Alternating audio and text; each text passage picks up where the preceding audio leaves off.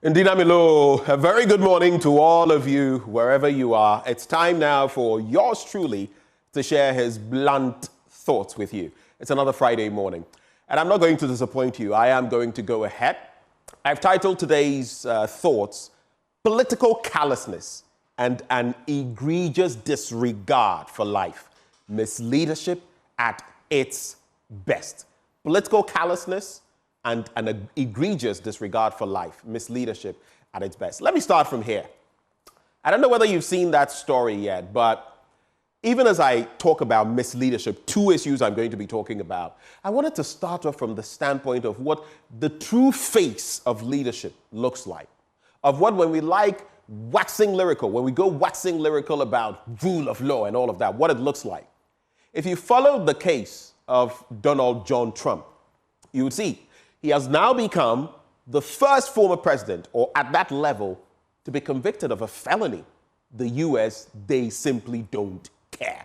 Those are the democracies we want to emulate. But let's look on the flip side. So Republican, the Democrats, Hunter Biden, Joe Biden's son. You know, the gun charges, the use of, cocaine and all of that at the time. His father has come out to say, the question was asked, and his father has come out to say that he will not interfere, he will not reduce his sentence, that he will not in any way pardon his son. His own flesh and blood is the first time a president's son has been convicted of something of the sort. And his father says, I am not going to interfere. Lie. I will not commute the sentence. I will not interfere with it in any way. And if he is sentenced, he will serve the full thing. That is the face, when you look in a mirror, of leadership. Not what we see here. We free people even before, yes, indeed, the law says you are innocent until you're proven guilty. But here, we declare you innocent without any process to determine whether or not you're guilty. I just wanted to start from there because I asked him, time. In Kye, so Kakai, I say, oh, man, no book it in so candy, my carry. Anyway, let me get to the two major issues I want to deal with this morning because they left me in angst, anger, furious. Starting with this gentleman. Can I even call him that? Ernest Frimpong is the MPP's parliamentary candidate for Amenfi East. And this man, who wants to go to our parliament, said this. He was interacting with some people. He says he was talking about legal mining, but we'll see the consequence of what he said. Operation Halt, Galam Stop, whatever. Soldiers that ambush you, we have cancelled all those operations. The fact that they've been cancelled doesn't mean there's no fight against Galamsey. He says, so if anyone comes to your site, you have the right to question him on his mission there. Okay, fair. Let's go to the next slide. Then now he says, but if anyone comes around and says, because he is a soldier, leave the site and dismantle your machines. And if these are illegal miners, what is he trying to say? Don't be moved by the uniform he is wearing. This line is egregious. It is shockingly bad. That's the meaning of that word. An officer in uniform, it's now that for some reason we disrespect the uniform. An officer in uniform, a soldier, if he beats you, equally beat him. I don't know. You see, this is a man who, if he becomes member of parliament, and only in a place like this, he would sit on security councils, right? And this person is saying, if he beats you, equally beat him. Fight him. I will come to your defense. I don't know whether he's Superman or something, so that he talks about WhatsApp groups on which, the minister and others are on, and that they will see and react. But it goes on. Next slide. In the aftermath of what he said, shockingly, in the aftermath, a military officer was assaulted by suspected illegal miners, not allegedly. He was assaulted at the Wasa East District in the Western region. The incident happened when the soldier visited an illegal mining site. You see, words. An illegal mining site with 3 colleagues. The officer allegedly suffered cutlass wounds on the head and hands. In fact, they chased him to a filling station. They wanted to strike his head. They got a bit of it, but he kept defending with his hands, and so his hands were affected. I don't know, in a country that has had the sort of situation in which we had with Major Mahama and Denchambwase and the court process,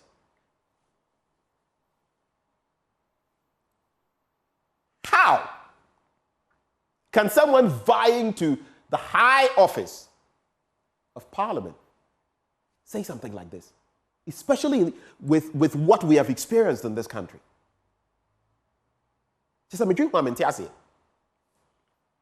Anyway, then the Ghana Armed Forces react, and they say the Ghana Armed Forces has taken note of viral videos on social media calling for attacks on soldiers and other security personnel. We strongly wish to caution the public against such utterances. Next slide. It is important to note soldiers, like any individuals, have the right to life, have the right to self-defense when faced with imminent threats or attacks that pose a danger to their lives or the lives of others. Fair point. Next slide.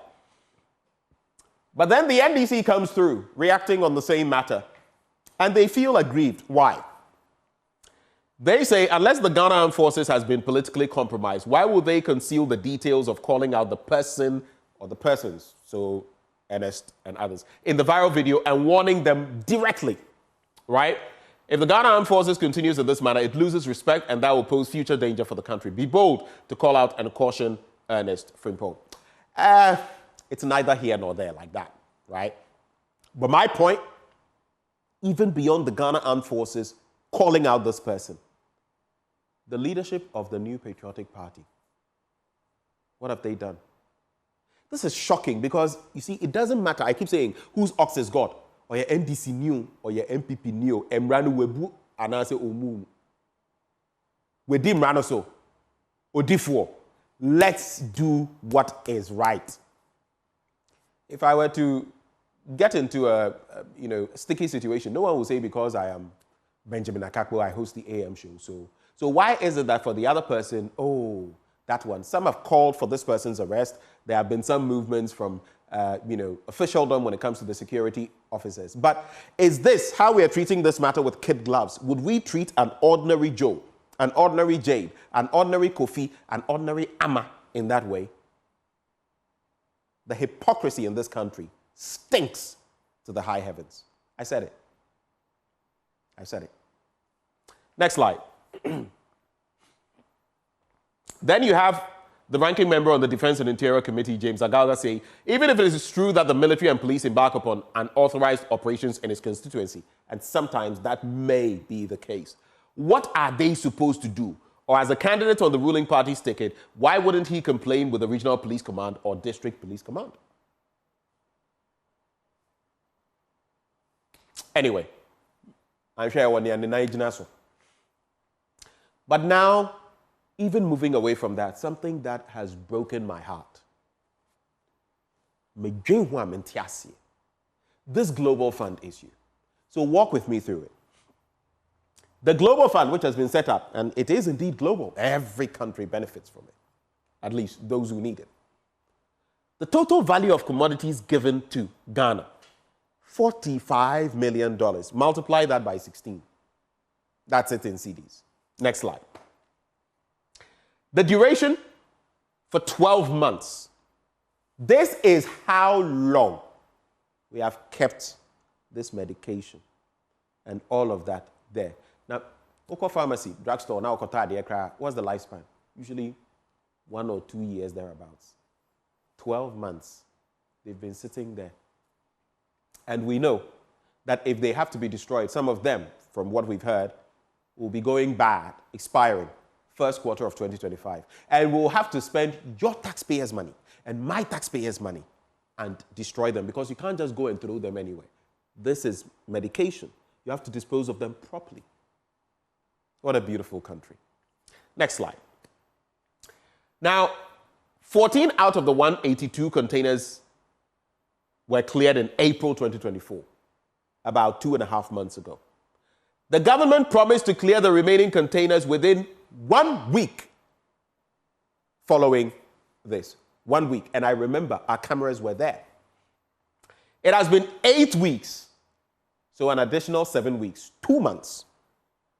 And only 48 out of the 168 containers have been cleared. That leaves you with a deficit of 120 containers remaining at the port. Now, next slide. According to the Global Fund, they have never witnessed, underline, never witnessed anything as dumbfounding, and it is indeed dumb on our part. Ejimisem, maka. Ejimisem niedino, obi abeche wade. Free! You can't buy it yourself. Want to know, get to know want. Then give to you. Free. And I'll get to something that will even buckle your mind further. As what is currently happening in Ghana, never, since 2002 or so that we started doing this, never has this happened. But why should I be surprised? Even vaccines for children. You know the story. Next slide. Since 2002, Ghana has never experienced this kind of challenge in receiving Global Fund commodities. So what has changed? Maybe the Finance Ministry, the Health Ministry, and others can help us. I will not necessarily blame Dr. Okoboy, though he's at the helm of affairs, so he will catch some fire. He will catch some stray bullets. But what has been happening over time, even when the former health minister was there, and the Finance Ministry, what has happened? So we couldn't clear these goods because of 7 million cedis. After they had given you money to clear them, and you were now telling them about poor charges. What sort of country is this? Next slide. Now, the response from the Ministry of Health. The Ministry of Health has now received an amount of 7.4 million Ghana cedis from the Ministry of Finance for the payment of demurrage for the clearance of Global Fund outstanding containers at the Tema port. Next slide. It is expected that with the funds received, all outstanding containers will be cleared by the end of June 2024. By June, dear. Next slide. Let's get some reactions. So, Isaac Ofeiba is Public Relations Officer at the Ministry of Health. On June 11th, he said, hopefully we'll clear the containers by next week, on June 11th. We also want to put it on record that we have only mosquito nets and we don't have anything like HIV drugs or TB drugs. But let me just clarify something here. The last time I spoke to Mr. Otsin, okay, he made mention of the fact, and he is with, I think, the Ghana HIV Network, GANET. You see, while, mind you, first off, children, the most vulnerable, women, if you go and you can't get the insecticide-treated nets, do you know what happens? Malaria load, what happens on the hospitals, you can't get what you need to deal with malaria, that is there. TB, they may say that, oh, there's not much in there. But here's the important thing, not the only important thing, but a crucial point. While we took stock in the initial being, and there are 250,000 plus people who depend on this HIV medication, among the ARTs, among others, 250,000 of them. By the end of just about July, those supplies would have been exhausted. The Global Fund has issued a caveat that if you don't use these ones, if you don't clear and use, we are not giving you a new batch. Because they are tired of defending stupidity. Okay?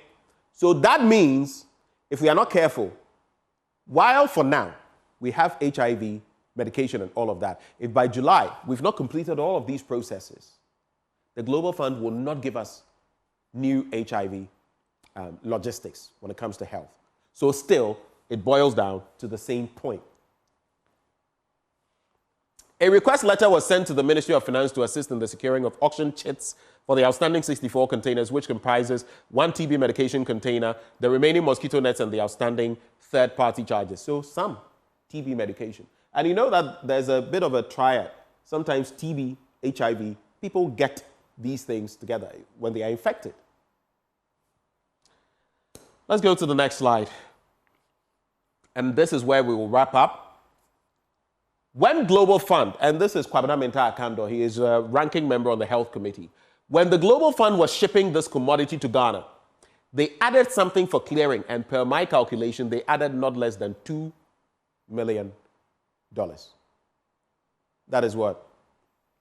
32 million cedis. And then we told them, the figure it may hover around this, but someone gives you drugs worth 45 million. Then they add money for clearing. And now you go and say, oh, we've increased our port charges, so 7.4 million Ghana cedis. We don't have it, but people have such sums all over their houses. If that makes sense to you, I don't know, but it doesn't to me. Doesn't. Sometimes I think of this country, and in a way, I regret certain things. But Ghana is our motherland, and whatever we must do to make this country better, we shall. So let's together do it. Doesn't matter, NDC, MPP, all that nonsense. No, it's Ghana. Like Nkrumah said, we face neither east nor west. We face forward. Don't face NDC. Don't face MPP. Face Ghana and the way forward. And that's how we'll develop. The development starts with a change in mindset. My name is Benjamin Akakpo. These are my blunt thoughts shared with you, raw, hot, unedited, undiluted. I know some people don't like what I do, but do it. I will continue to. Thank you for watching, and God bless Ghana and make her great and strong.